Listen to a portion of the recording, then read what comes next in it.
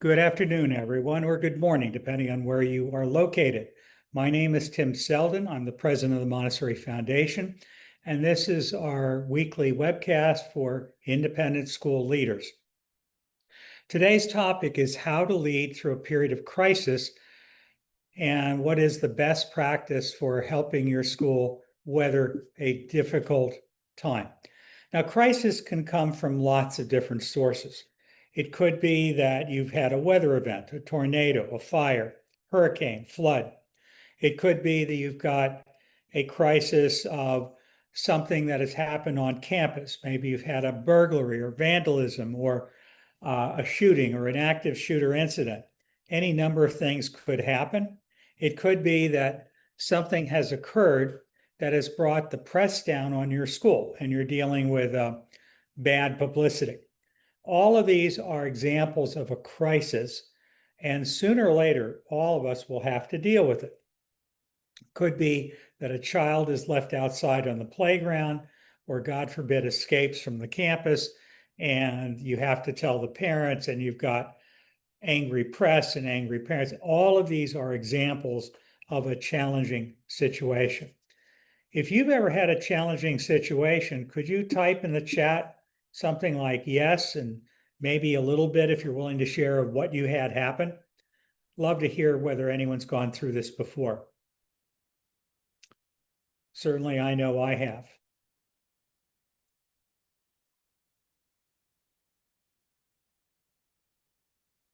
Mike, Sonia, Micah, anyone else ever gone through a crisis?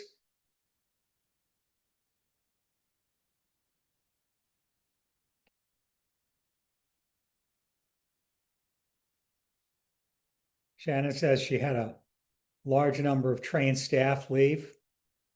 We're all going to have it sooner or later. So again, this is the question of what's best practice, which of course is to prepare. I also want to acknowledge that one of my dear friends is a man named Michael Bourne, former head of school at the Virgin Islands Montessori School. He always said, never miss an opportunity to take advantage of a crisis.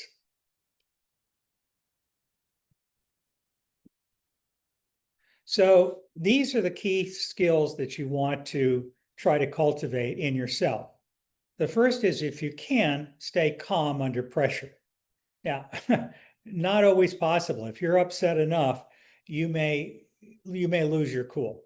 But people look to the head of school and the administrative team, and if they look like they know what they're doing, it tends to help everyone else to stay calm and think about, okay, what can we do to help? The second is thinking on your feet, because you may be in a situation where you're going to spend hours at the school. You may not be able to get rest. You may not be able to withdraw from the situation. There could be angry parents at your doorstep. It could be you've got the press. It could be you just got a crisis and you wish you could run away. If you could think on your feet, it's going to help you. The third is to be willing to delegate responsibility. The idea that you need to figure out who around you should be involved, could be involved, and to be sure that they know what you're looking to them to help you accomplish. So delegating clearly so that there's no misunderstanding can really help. The fourth thing is to communicate effectively and to do it not only verbally, but in writing as well. The fifth is to remain flexible and adaptable, because the situation you're facing probably is going to change as circumstances develop. It could be any number of things you're facing. Again, try to keep your mind open and figure out the best way to respond to the situation, and be willing to ask for advice, to ask for suggestions, ask for input, and keep your mind flexible so that you don't get locked in a kind of this is what I told you to do and just do it kind of mindset. And the last thing is to display empathy, because you're stressed. You may want to crawl in a hole and pull the cover shut on top of you, but you can't. And the people around you are usually hurting or scared or upset or angry. And it really helps if you can display empathy. So we have Michael Bourne saying, never waste the opportunity of a crisis. Crises are going to happen. Sooner or later, you're going to have it happen. It could be something you should have foreseen. It could be something that you never in a million years thought would happen. So let's go back to the question I asked before. What kind of crisis have you had to navigate, or can you imagine having to navigate as a school leader? So Lisa, you say you had a parent who thought that you were allowing children, female and adult females, to be physically targeted by 3 to 6 year old boys. Sounds like you had some tough boys in that group. And then we have someone who says, Rulin says, yeah, we had a middle school student who was sexually inappropriate in the classroom and on a camping trip. I'll tell you a story in my own school. We had a kid show up for a visit. He was a prospective elementary student. He obviously didn't want to be there. He came in and made it very obvious he did not want to be at our school. But he then proceeded to start being very sexually inappropriate with every other child at the school. Never had that many upset students, that many upset parents. Obviously, we had to ask that child to leave shortly into his visit, but we had lots of fallout from just that one incident. And the whole question was, what could our admissions team have done to spot it? And truthfully, I don't know that they could have, but everyone did respond really appropriately when this very unusual situation developed. And yes, we were very transparent afterwards in writing to the parents and letting them know that we were very much aware of what happened, how it unfolded, what we did about it, and what we did to follow up with the children who were, to say the least, struggling a bit with this kind of sexual innuendo and sexual propositioning, among elementary children is very, very unusual. I see Ginger says that she had a grease fire and a fire alarm in the building during a severe thunderstorm. And I don't know if that was a real fire or just an alarm that went off, but I can just imagine. Karen says, nope, didn't have one, fortunately. And I'm pleased for you, Karen. Sooner or later, though, it probably will happen. And then Shannon, as I mentioned earlier, said, yep, we had a situation where a large number of staff left us all at once, and that can be a crisis. A crisis in confidence where you believe, or parents believe, that you're not doing the right thing as a school can really be a problem. And it could involve a weapon. I see that Regina said you had a child who was threatening self-harm. Someone else had a threat bringing a weapon to school. They had some verbal bullying and cultural bullying. And man, that's the kind of stuff that I would say is a crisis. So again, whether someone is hurt or whether what you've got is a group of very upset parents, sooner or later, you're likely to have experienced it. So let's talk about what I think of as the 3 phases of managing a crisis. Ideally, you plan for it in advance, you prepare, and you develop a comprehensive crisis management plan, which tries to identify all the reasonable crises that you might encounter where you're located in the world. That could be a wildfire, it could be an earthquake, it could be a tornado, it could be a hurricane, it could be a flood, it could be a fire in the building, it could be a scandal, something where your biggest problem is upset parents and the press. So the idea is first try to identify what you think could happen. And you'll probably only miss, half of the things that could happen, but planning always helps. So the first is, what are the issues that we might face? The second is, think about, in light of this crisis, what do you need to do? what can you plan in advance? Like with a fire drill or fire evacuation plan, you've already got a plan normally in writing. You just need to make sure that everyone knows what the plan is and is good at following it if they ever need to. So that's done by fire drills or practice situations. That's what a lot of schools are doing these days with active shooter drills. So planning, this is something we think could happen. This is what we would do if this happens, having it all worked out, having it in writing, being sure everyone knows what you're asking them to do, and you practice it. The third thing is think about decision making, because these incidents often do not occur in a black and white manner. Various things will occur, and people will not necessarily be sure, should I sound the alarm? Should I trigger our emergency response plan? So you need to think about who makes the decision. If that person is not available, who's the next person in charge? And just like in a military force, you want a chain of command. If this person's off campus and that person's off campus, who does it next? What happens if it's 5:30 at night and you only have one person on campus waiting with the last child to be picked up? Who takes care of the fire? Do they know who to call? What happens if a child is choking? What happens if someone comes to school and tries to break in? These are all examples of crises. The next thing you want to do is think about who would you turn to for help. And that could be help during the crisis or help after the crisis. Obviously, the police, the fire department would be obvious groups, but there could be other groups that you would turn to in your community. So you want to think about this and have it written down. The second thing you want to do is you want to think about what is your response. So as a situation occurs, people are going to come and they're going to say, I think we've got a crisis on our hands. Somebody's got to assess it and say, you're right, we've got it, this is what's happening, and they pull the alarm.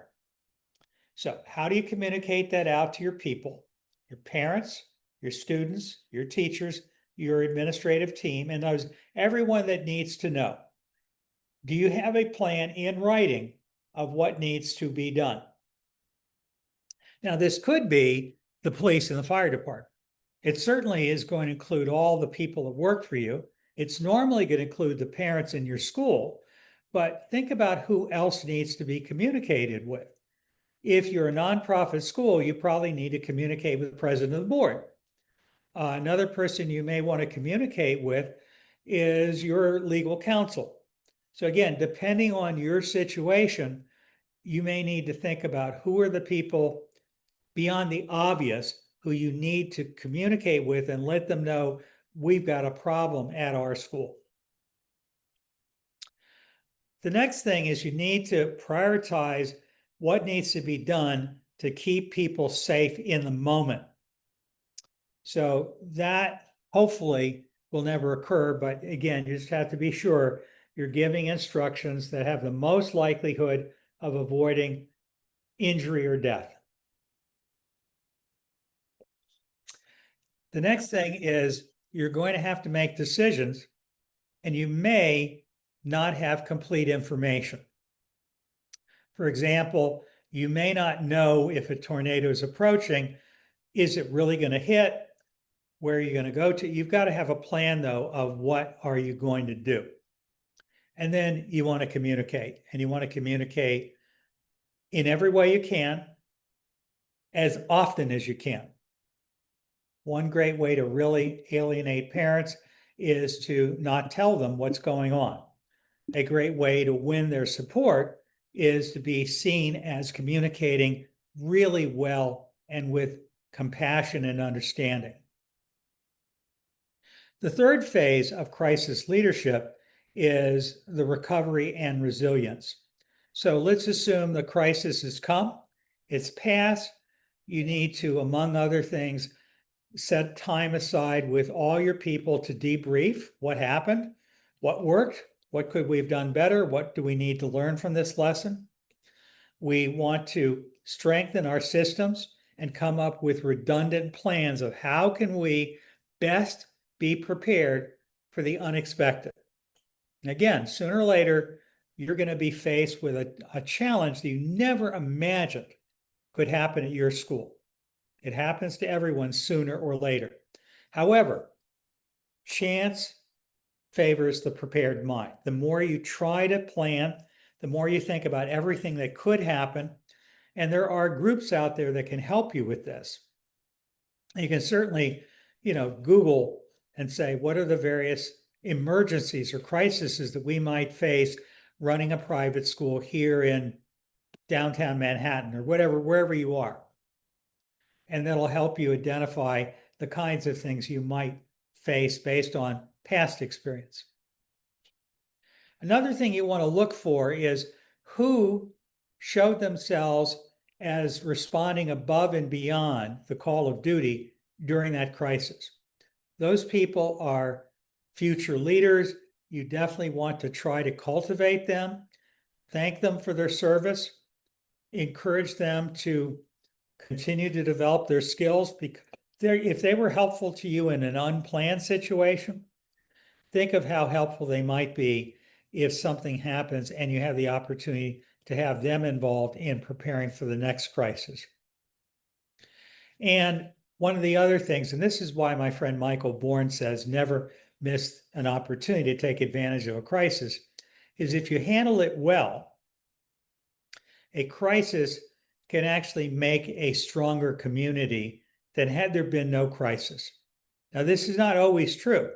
If your people believe that the leaders of the school did not handle it well, the crisis will just reveal in their minds that they can't count on you. However, your job is to try to use a crisis to learn and to communicate that you really care, that you really are on top of it, that you're doing everything you can. So never miss an opportunity to use that.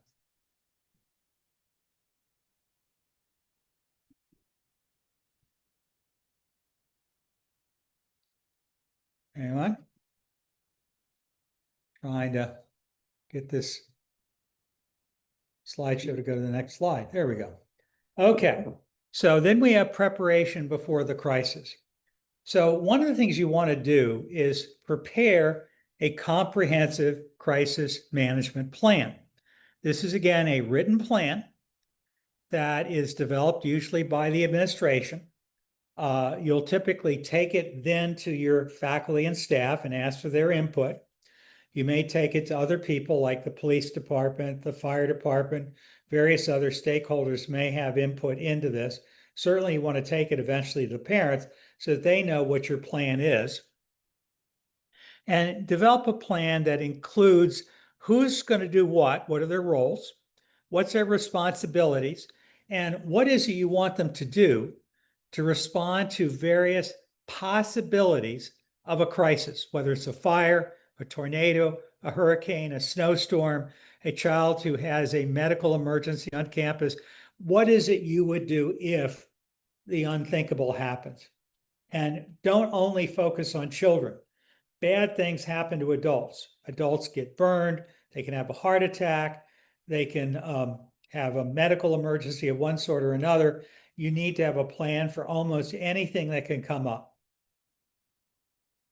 The next thing is develop your key external partnerships, which again, typically are the police, the fire department, emergency medical help, outside experts who can help you plan for different situations. Could be your accrediting body, National Association of Independent Schools, Cognia, any number of groups may be able to help you think about what have other schools done. Other schools are themselves a great resource. Going to the people in the administration of sister schools and saying, have you ever developed an emergency response plan? Would you be willing to share it? The odds are they're going to be more than happy to share it. And again, this is likely to include an active shooter or an intruder on the campus, or a situation where you've got a family that's in hostile a hostile divorce situation, you have a parent show up and try to take the child, that's a crisis. All the different things that can occur. And they may happen during the day when you're there. They could happen at night. So again, have a plan for whatever you can imagine. The next step is define the decision-making roles and the hierarchies. And the idea there is you need to be sure that you're clear and that everyone knows who makes the final call. What's the hierarchy of command? So that if you have to make a controversial decision and say to everyone, I understand that you think what we should do is close school, but in reality, this is what we're going to do. That people are clear who has the final say. That also means whoever has the final say needs to be very careful to do the best that they can do to do no harm, to make good decisions. Lastly, you want to build trust through communication that is transparent and ongoing. So you want to communicate clearly. You want to communicate in writing so there's a record. You want to communicate quickly and transparently. Don't sit there and cover your butt. Instead, tell people what's really going on to the best of your ability as quickly as you can.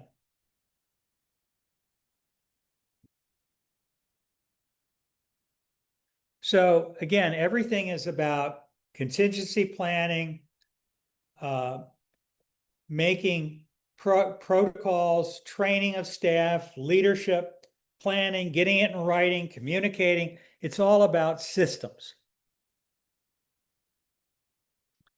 So the key thing to remember of leading a school through a period of crisis, and I don't care if it's you suddenly discovered that your budget isn't going to work and you don't have enough money, or you've had a group of teachers walk out on you and you're not sure how you're going to be able to operate at your previous capacity, or your head of school has just quit and you're the chair of the board or the assistant principal, whatever you can imagine, what you want to do is develop or reinforce trust in you, trust in the school.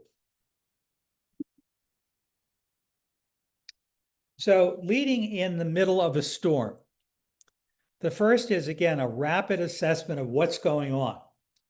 So you want to try to gather as much information as you can and evaluate the scope and the severity of the crisis. You want to identify the immediate priorities and you want to identify the immediate threats. So that's the first step. Second is to prioritize immediate safety and concerns. So again, you don't want to worry about, your attorneys or the press or anything else in the middle of a crisis. You simply want to make sure everyone comes through alive. You want to keep people out of harm if you can. So focus on making sure everyone gets through in one piece if possible, and not focus on what are you going to have to, how will you make payroll next week, or what will you do after this? Focus on the short term. So you want to make decisions that prioritize the physical safety and the emotional well-being of the students, the staff, and the leadership team for the whole community, to do the best you can to get everyone through this.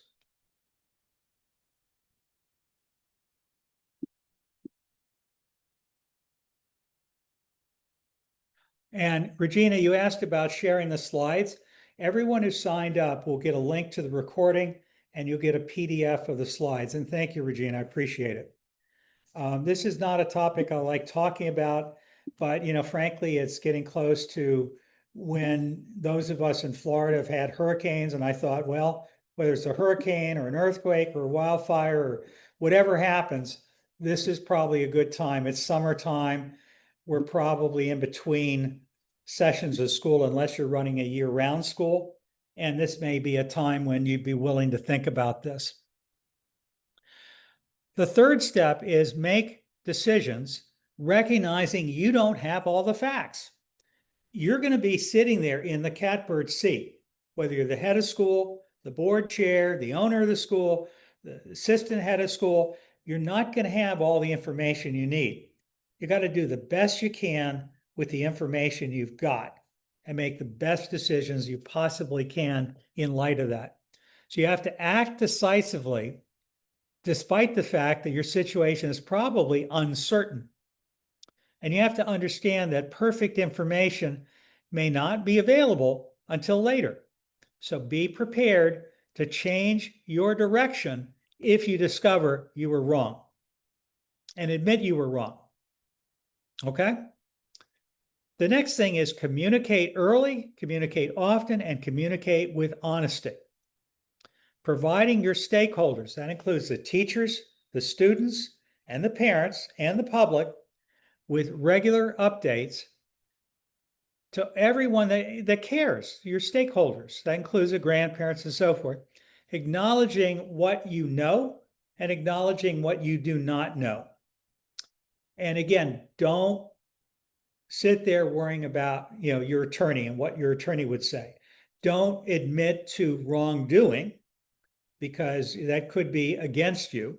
What you do want to focus on is what's factual. So again, you may not know exactly how this crisis started or who's responsible. That's not important when you're in the middle of a crisis. What's important is getting through the crisis. So communicating honestly and communicating with as much transparency as you can and as much empathy as you can is really important. Now, you also need to take care of yourself. I can tell you that every time I faced a crisis, I felt like vomiting. You need to do what you can to take care of yourself.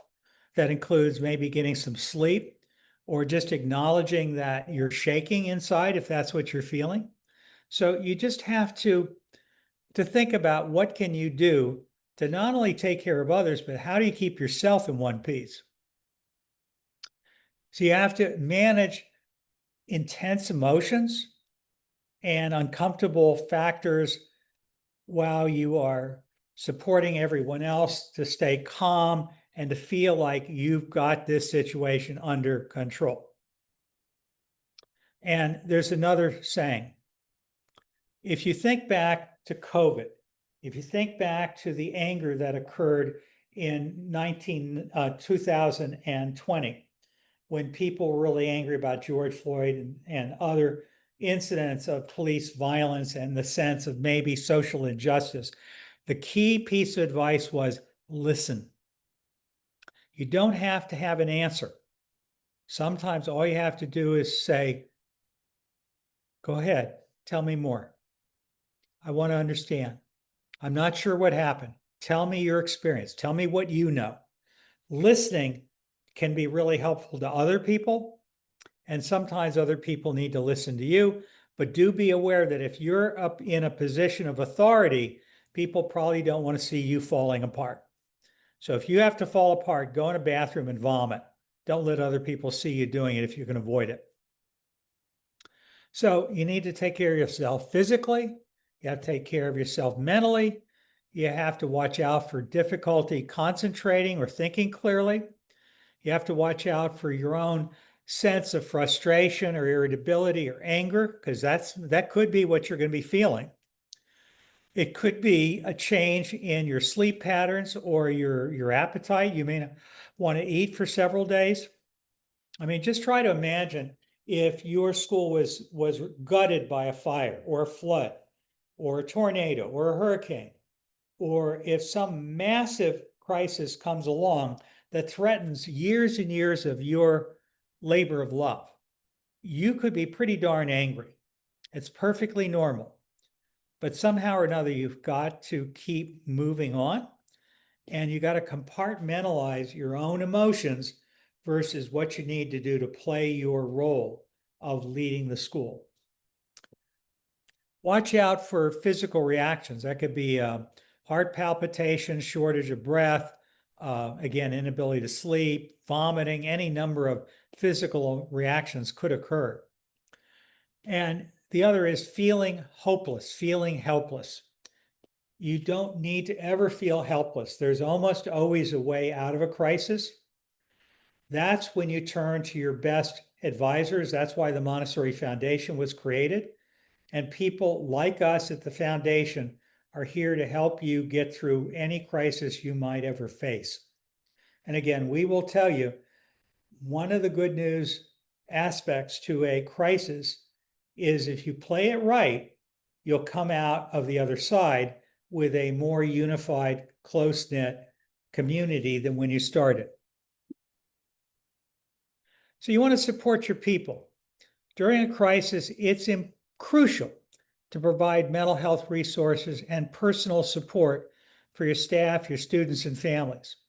This could include offering counseling services, creating support groups, regularly checking in with key stakeholders to understand what are their needs and concerns. Again, tell me more. Tell me what you remember. I want to hang on. I want to be sure I'm hearing you correctly. I want to be sure I remember what you're saying because it's important. Those are examples of ways that people in leadership can be perceived of as caring and honestly wanting to understand, which is what you honestly want to do. So getting them help right away is really important because you may actually be feeling quite calm. You may not be panicking, but the people around you could be shaking. You need to try to get a sense of what's going on around you and be empathetic to them, not only empathetic to yourself. Acknowledging anxiety in the community, if that's what's going on, and providing and offering a compassionate, empathetic response can go a long way in helping everyone to navigate the challenges that they might be experiencing. Now, again, every situation is different. I never generalize, except that when you put people in a situation of stress, there's a reasonable chance that people are going to get hot-headed.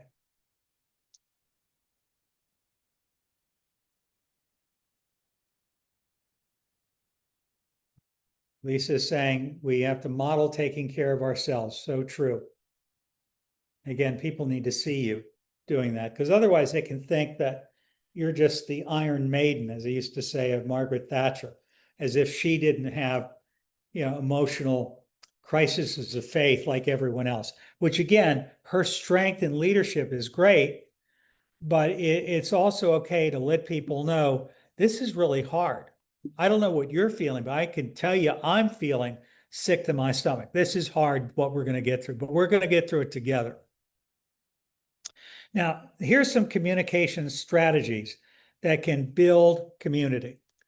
The first is you need to select the right channels to communicate through. So you got to think, how do you get things out to your people? It could be you've got an emergency app. It could be you do emails. It could be use videos. It could be use text alerts.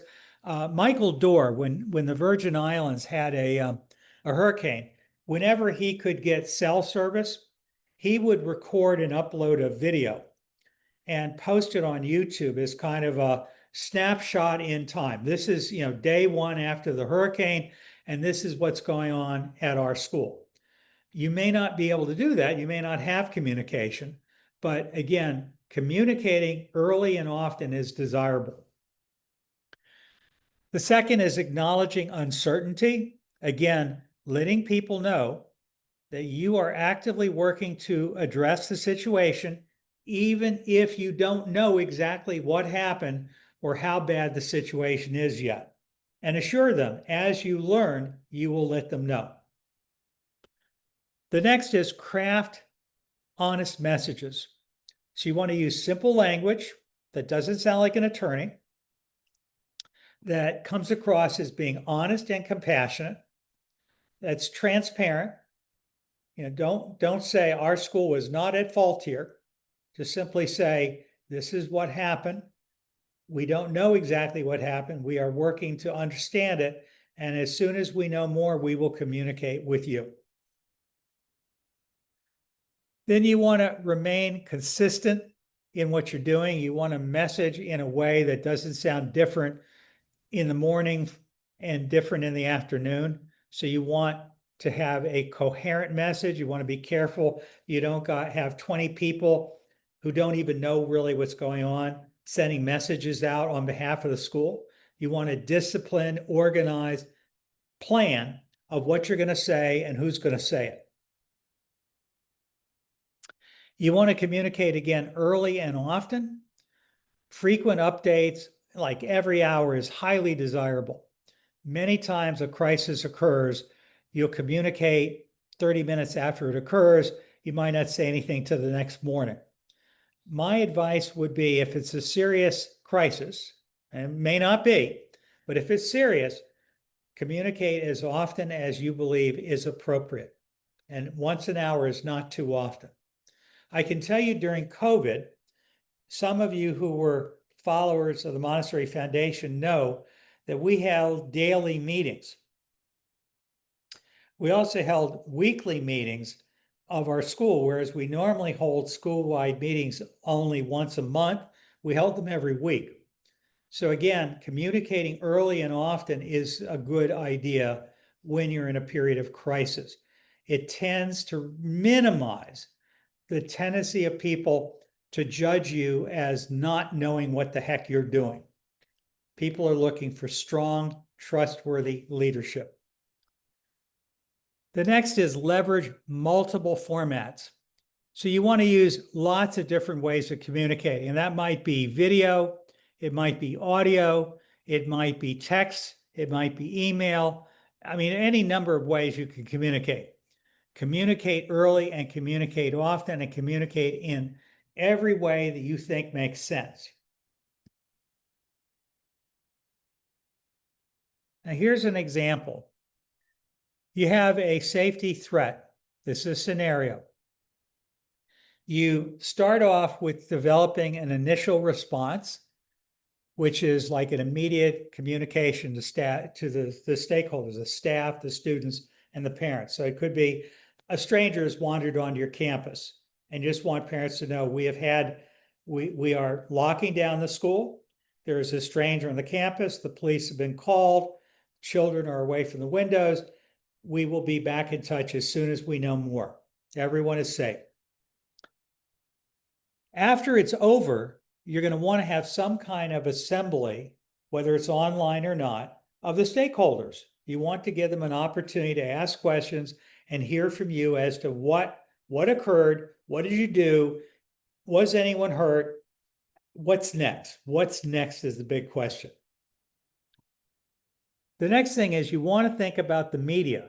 Now, a lot of times these things happen and the media doesn't care, because quite often it's something where other people are damaged much more than you are. But the media may be on your doorstep and they may be asking all kinds of questions. So you got to have a plan of who speaks to the media on behalf of the school, what do they say and not say, and how do they convey a sense of knowing what you're talking about. And those, you don't want to come across like Bambi in the headlights. And again, you want to communicate with transparency, the belief that you're not hiding something, you're being as honest as you can be, which, by the way, may mean, I cannot speak to that. This is a situation where we don't know exactly who is at fault. We may or may not ever know, but we cannot speak to this. We are doing an investigation as we speak. And if we know something that we can share, we will be back in touch with you as soon as we can. One way or the other, we promise we will tell you everything that we legally have the right to tell you without violating someone's civil rights. The next is to ask yourself, what lessons did we learn from this crisis? The odds are, every time you actually face a crisis, even if you had a plan, you'll discover what worked and you'll discover where the plan was nonsense. So again, debrief, look at it, write down what lessons did you learn, try to reorganize your plan for the next time because of what you learned. So, making decisions under pressure. The first, again, is who makes decisions. That doesn't mean you don't ask for advice. Anyone who's ever been around me in a crisis knows that I will normally say, does anyone have any thoughts here? Before I make my decision, I'd love to hear from any of you that have a sense of what I should consider. So invite people to speak, but be sure everyone is clear. Who's going to make the decision? So you've got clear lines of authority, clear decision-making roles, and a plan of how this would happen, when it would happen, and how you communicate out. The next is you want to balance out competing priorities. During a crisis, you may have trade-offs. Different priorities like safety, privacy, transparency, and speed. For example, let's take the scenario that one of you brought up of a whole bunch of senior teachers walking out on your school. Well, that's a heck of a blow. And I've seen that happen before, and it's a terrible feeling. So at the moment, you want to blame, but it doesn't do any good. What you've got to do is basically say, it is true. We've had several people from our school choose to leave us to go elsewhere. We don't understand why. We haven't had an opportunity to speak to them yet. What's important is we now know that we've got several positions to fill. We're focused on that. We will let you know exactly what we're doing as quickly as we can, and we understand how upsetting this is. It is a terrible experience to feel like a bunch of beloved teachers have suddenly lost confidence in the school. And then finally, document your rationale. For every major decision that you make, think about why you made that decision under the circumstances. What did you decide? Who decided? And what led you to make that decision? This will help you to justify what you're doing after the fact. If you are called on the carpet, you have to say, okay, this is what I did. This is why I did it.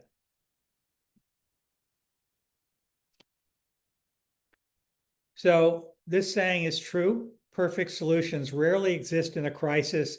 Effective leaders manage and mitigate risk. So again, ideally, you figure out what could happen before it happens. But if it happens, you figure out how do we best get through this, and do not hesitate to call advice, whether it's your board chair or your lawyer or the fire department or the Montessori Foundation. Reach out and get a second opinion if you feel like it would be helpful. Now, ideally, what you do demonstrates that you have the ability to recover, and you demonstrated that your institution, your school, had resilience. You were good at recovering from nonsense. A good example of that would be to conduct a post-crisis debrief session. What happened? What did we do? What lessons did we learn? The second step is strengthen your systems and your redundancies. And redundancy is important because a crisis could happen when you're on vacation in Rome and no one can reach you. That kind of stuff happens. So you've got to have a plan of what happens if you're not able to be reached, or what happens if you're the one with the medical emergency, which can happen. The next is look for your emerging leaders, the young people or the new members of your staff who are showing real potential to become leaders in the future. Cultivate those people. They are incredibly valuable. And then finally, reinforce the bonds of your community. We do all kinds of workshops on this broadcast and other broadcasts talking about how do you build community, how do you reinforce community. You want to put all of those strategies into effect, because a crisis is a great opportunity to come out the other side with people who love the school more than ever. So what are your key takeaways? The first is you want to prepare your infrastructure and your teams in advance. In other words, for example, if you're in a hurricane zone and you need to board up your windows, you want the boards or the hurricane shutters on campus ready to go. You want everyone to know where they are and how to put them up and who's going to put them up. And keep in mind, in a situation like a hurricane or a flood or whatever, people, generally speaking, are not focused on your school. They're focused on their own families, their own homes. So you got to have a plan of how do you take care of the school, recognizing you may have people in your school community who work for the school who don't have time to worry about you. And you still got to take care of the school. So come up with your infrastructure. How are you going to do this? The next is lead with honesty, with empathy, and with consistency. You want to come across as somebody who is a good person to have at your side in a crisis. It's okay to be scared. It's okay to be upset, but you still want to show that you're able to hold it together enough to guide the school through this period of crisis. So you want to communicate again often with people. You want to come across as being transparent and honest and empathetic. The next thing is you want to make decisions that are anchored in your school's mission. Now, by that, what I mean is you're going to balance all the different priorities out to ask yourself, when the long shot is here, what is in the best interest of the school and why we exist? Now, the same people can come up with different answers, but you need to think about it. I'll give you an example. When the COVID crisis hit and schools had to operate from home, many schools felt an obligation to refund the parents' money. That was a moral dilemma. However, those schools that really refunded the money may not have survived. I mean, more than a third of all preschools and private schools closed during the COVID pandemic. If you held people to their contracts and tried your best to give them service that had value, or acknowledge that you're sorry, but you have to ask people to honor their agreements because you've got commitments to fulfill. And ideally, you had a clause in your contract called force majeure, where it's obvious whether or not you're responsible if the unexpected occurs. Your goal may be to decide, does the school close or does the school keep going so it can keep serving the community? So you have to think about what are your school's values, and you got to figure them out internally. I can't tell you what they should be, but it's important that you make decisions that are consistent with your values. And then finally, you want to build up long-term resilience. You want a plan that allows you to weather crises without feeling exhausted at the end of it. Now, that may be easier for me to say than to do, but that's your goal, is to be prepared for the unexpected. By following these key takeaways, people like you and me, we can build the infrastructure, we can have a mindset, and we can create capabilities that are needed to navigate through a crisis effectively and feel that their communities or lead their communities through challenging times. So these are some resources, and again, I've asked Clint to share them with you. These are samples, a sample of a crisis management plan template that you can fill out. I also created a communication strategy checklist of things that you probably want to think about. And again, the answer that your school develops may not be the same as another school. And then the third document you're going to receive, other than the link to the recording of today's session and the link to the PDF of the workshop, the PowerPoint, is a post-crisis review template. And I'm hoping that you find those three documents practical and helpful for your school as you plan for your own future. And that is it. So usually I've got my friend Clint with me as a wingman, and today I didn't. Made a little bit harder to do this with you, but I hope that you found it useful. I'd love, before you sign off, to know any thoughts that you have, whether it's gratitude or questions or anything you want to share in the chat.